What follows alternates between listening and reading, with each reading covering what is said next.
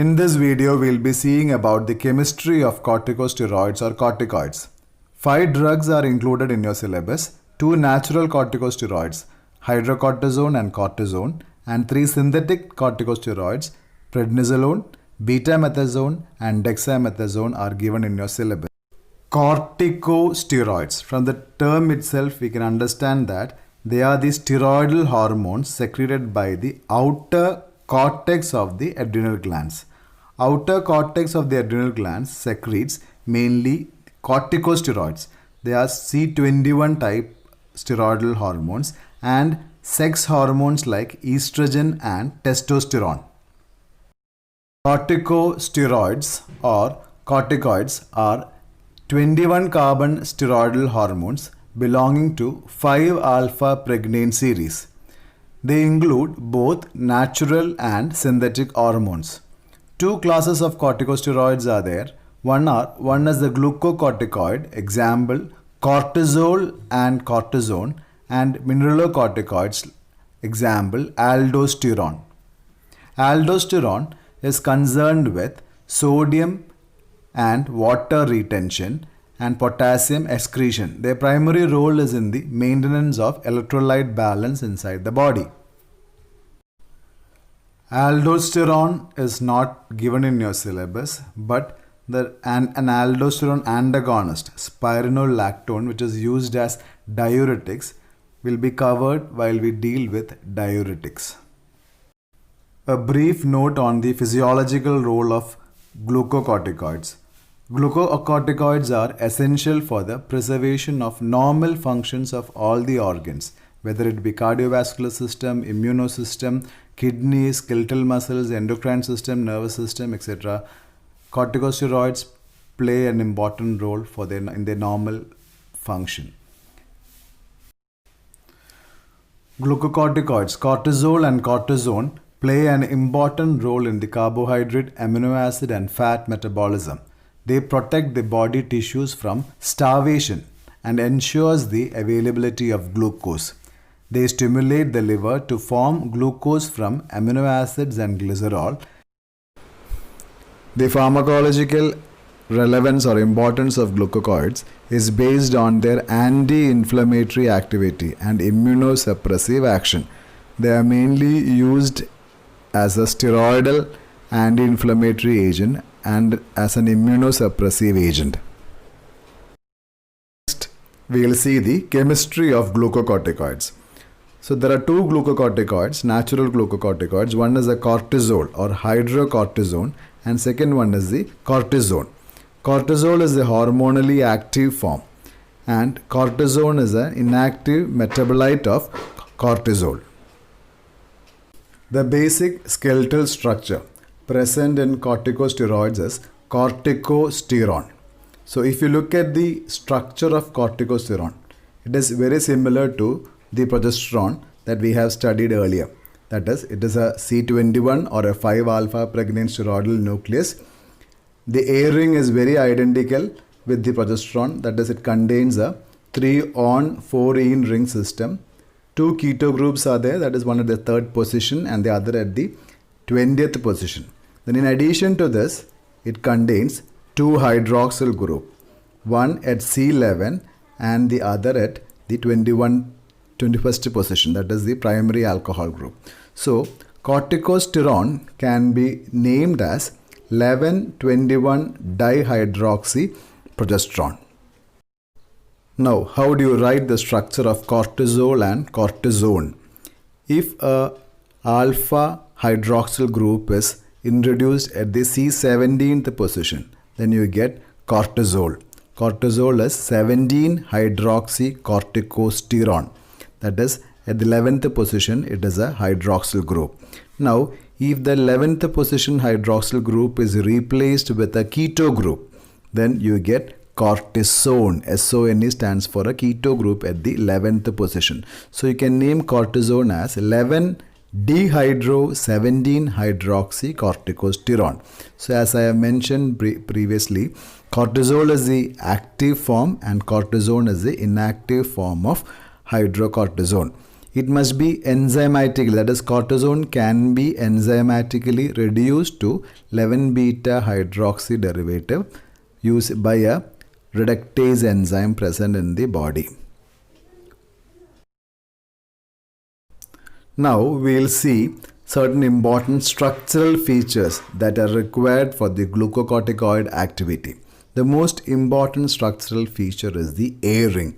The A ring with 3-on-4-ene is essential for both the glucocorticoid and mineralocorticoid activity. Cortisol and cortisone are short-acting. When we say that cortisol and cortisones are glucocorticoids, it doesn't mean that it is free from mineralocorticoid activity. What it does mean is that they have predominantly glucocorticoid activity, but at the same time, they have some mineralocorticoid activity. So, except when you are using these hydrocortisone for the treatment of Addison's disease or any other adrenal insufficiency diseases where there is complete absence of corticosteroids, the mineralocorticoid activity becomes a disadvantage.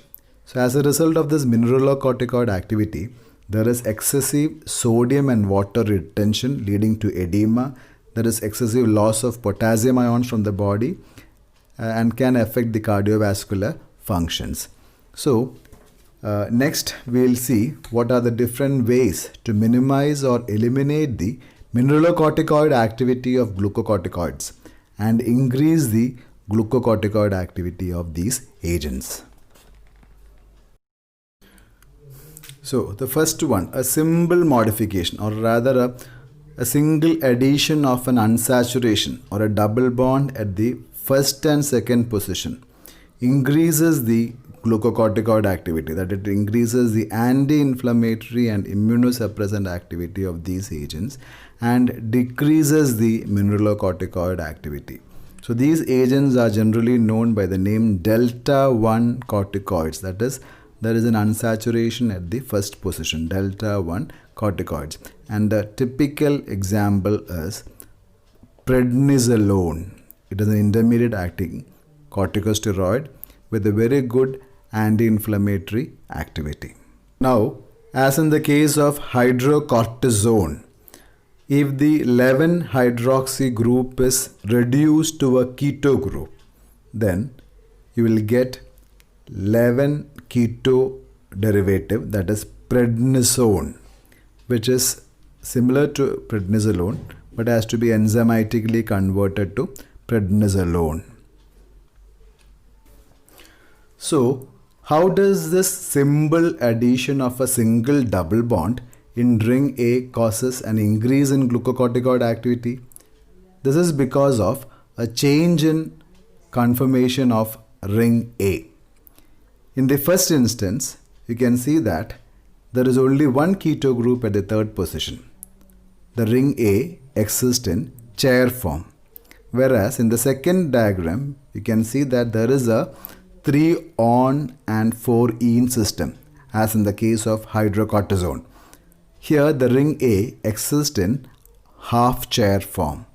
And in the third instance, when there is two double bonds, one at the first position and the other at the fourth position, in addition to a 3-keto group, the ring A exists as a flattened boat.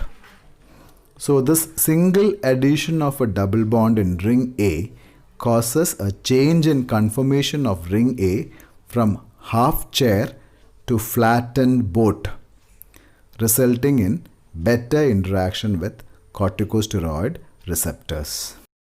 Next, the next modification that can cause an increase in glucocorticoid activity, potency, as well as a decrease in mineralocorticoid activity is the introduction of a methyl group, alpha methyl group at C6 position in prednisolone can give methyl prednisolone. This methyl prednisolone have increased lipophilicity and thereby better volume of distribution, better tissue penetration, decreased metabolism, and hence better glucocorticoid activity. Methylprednisolone is 2 times more potent than prednisolone. A 17 alpha hydroxyl group is essential for the glucocorticoid activity. Now next one, if a methyl group or a hydroxyl group is introduced at the C16, 16th position, it greatly decreases the mineralocorticoid activity.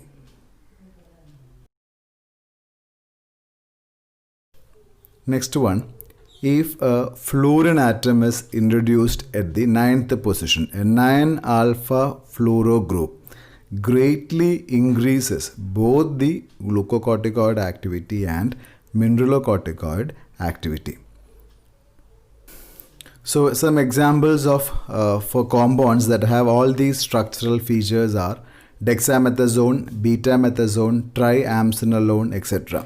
So betamethasone have a 1,2 double bond in ring a 9 alpha fluoro substitution, then a methyl group substitution at C16 on ring D. So all these changes can produce compounds with increased glucocorticoid activity.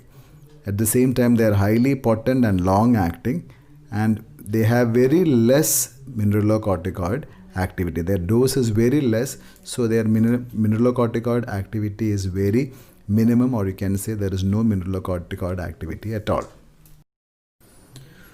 So in betamethasone, the methyl group at the C16th position is beta. That is why it is known as betamethasone. That is methyl group at beta-methyl group at C16th position.